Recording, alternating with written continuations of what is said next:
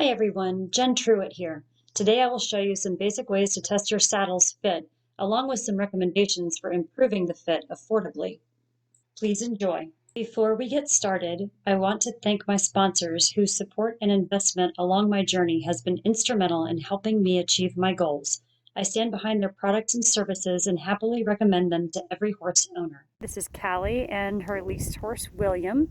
William is 22 years old and we've just gotten him for Callie to learn from. He's a bit of a schoolmaster.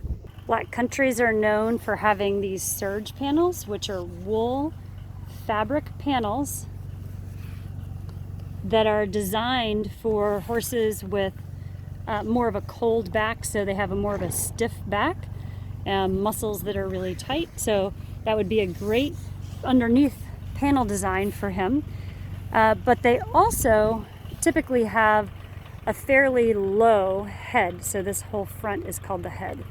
And so this has a low head. So my concern with this is it going to have enough clearance for his shark fin withers? Now we're going to put this Black Country saddle on, see how it fits. The overall balance is not bad. It rocks a little bit, which means when we girth it up, it's going to bounce in the back.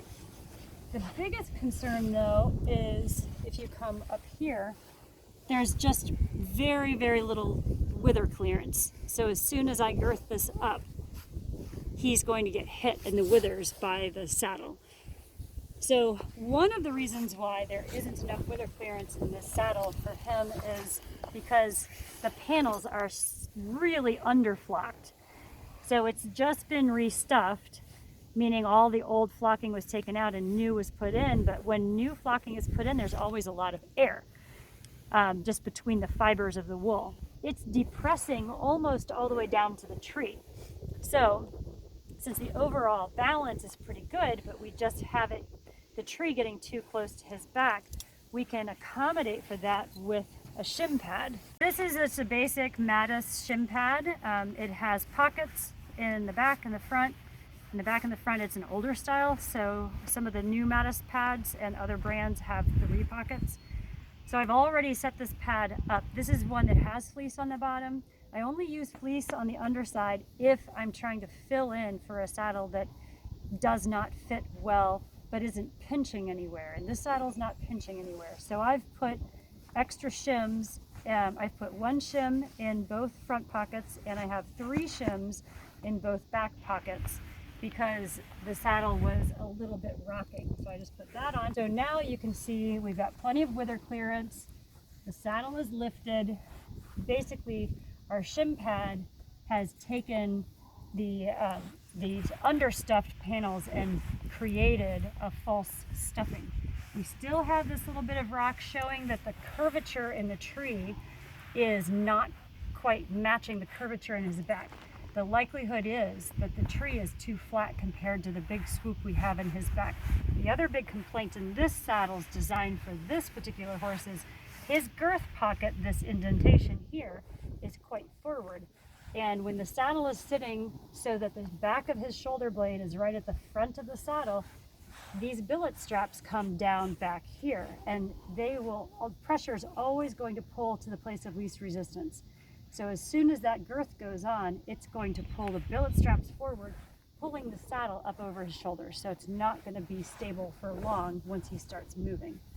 So this is a decent makeshift way of getting by an ill-fitting saddle that doesn't have any pressure points, but it's not ideal. So this is an Albion that has what's called an open head, so it's an open cutback. So this head is designed for horses with shark fin withers. So there's a lot of clearance here for that tall wither to come up and not be impinged upon by the saddle. So we're going to try this saddle on and see how it looks. Oh, but the other thing to point out is this saddle has older flocking. You can actually see it coming out here. That's normal. There are access panels or access slots in the panels to restuff and move stuffing around.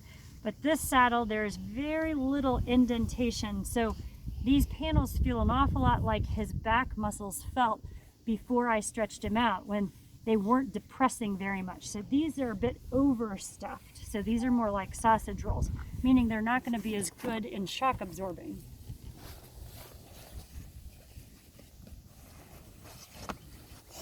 And when we set the saddle on, we can see that there's plenty of wither clearance.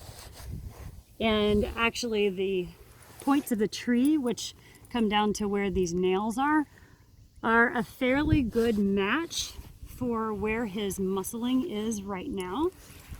Again, the panels are just a little bit on the hard side, so I would tend to ride him in a fleece pad to try to make up for that. The front to back balance is better. We don't have much rocking at all. It just stays pretty stable.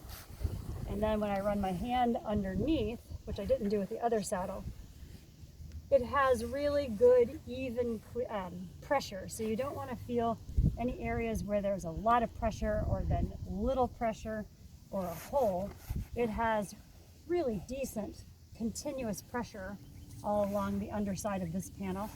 And these billet straps, it has a point billet. So that's a billet that comes down from the point of the tree, which is right there.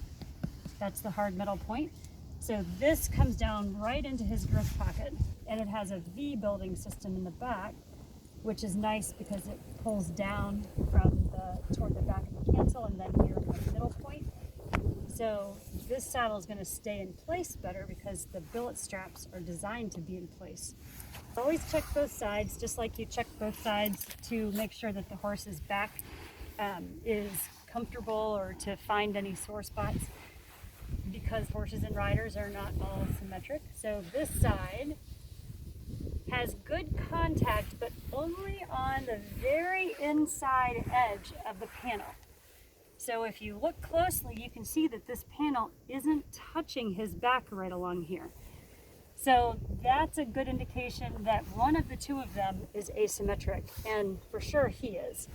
So that means his muscle along this right side is more slab-sided than the saddle is. We can accommodate for that with removing some of the overstuffed flocking on the inside, and then the saddle will settle down, but we need to do it on both sides because you always want to stuff your saddles to be symmetric, not to accommodate an asymmetry in the horse. The thing that you look for in your saddle fit is how the front of the panel lines up and fills in behind the back of the shoulder blade. So this is called a gusseted panel, meaning that there is a piece of leather here on the front of the saddle that's stitched into the underside of the panel.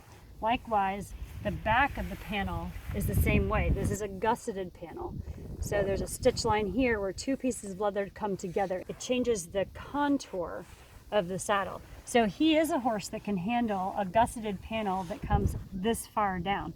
Some horses that have big bulgy muscles, like if you think of your stock type horses or an overweight horse, they have a big bulge here, they wouldn't be able to handle this.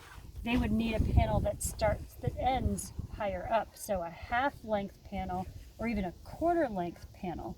So there's lots of options when you start talking about the gusseting or not in panels. And then the last thing that you really want to look at is the balance front to back.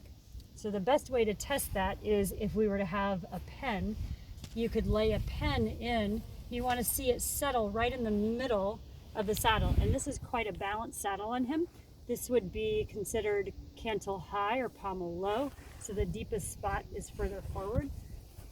That would be cantle low or pommel high, where the pen would settle in too far back. So then your final test is to put the girth on, but this really shows you how nicely these billets, the angle of them, match his conformation, because they just come right forward and that girth settles right into his girth pocket. It's settled in a little more now on his back. That's great. If it was the wrong contour front to back in the tree, it would have actually popped up, especially now that he's stiffened and tightened all of his back muscles because he's looking at something. If we get some of that stuffing out by having a good saddler come in and work on it, this saddle should settle right in very nicely onto his back. So of these two older used saddles for this guy, this one is definitely my pick for a saddle that's going to fit and not cause him pain with just a little bit of stuffing work. For more information about me, Dancing Horse Farm, or my horses, Taffy and Dreamy, please visit my website.